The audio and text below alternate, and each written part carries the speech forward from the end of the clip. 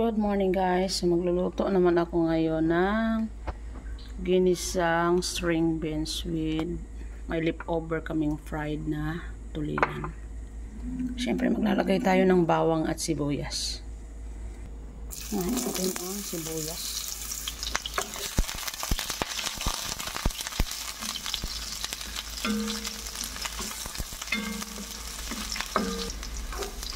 Garlic.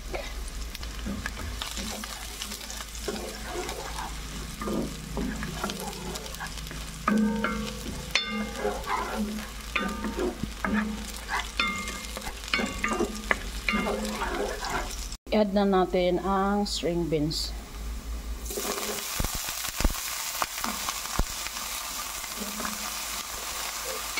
Ilagay tayo ng black pepper. Nor liquid seasoning.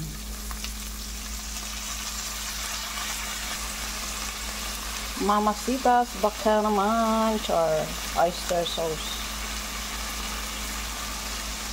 Siyempre, i-add natin yung ating tulingan. And then, mix na yan.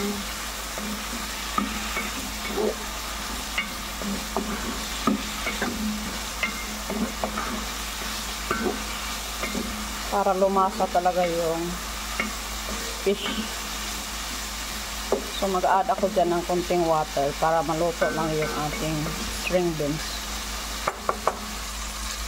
Yan, mag-add tayo ng konting water.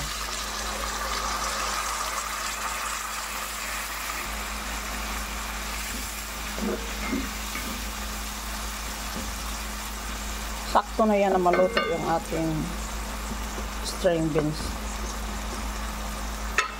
Wag mo nang tikman kasi tansyado na yan. Charot. Expert yarn. Para mabango siya, mag-sprinkle ako dyan ng toasted garlic. Yan na yan. Luto na yan guys.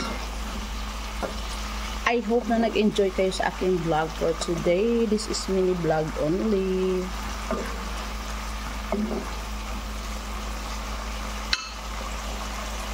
Oh, diba napaka-simple lang naman yan. Walang special dyan. Yung nagluto lamang, char.